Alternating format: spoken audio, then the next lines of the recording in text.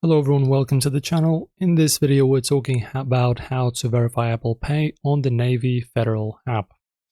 Firstly guys, open the Wallets app in your app, tap on the plus icon and sign in into your account in the top right corner. Select the debit or credit card, follow the prompt to add your Navy Federal card details.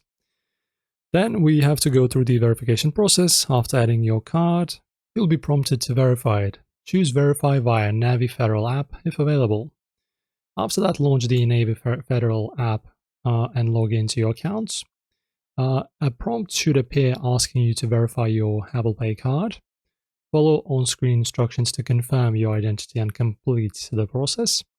If the app verification doesn't appear, you may receive a text, email, or a phone call from Navy Federal with a verification code. Enter the code in the Wallet app when prompted. Once verified, your Navy Federal card will be ready for use with Apple Pay.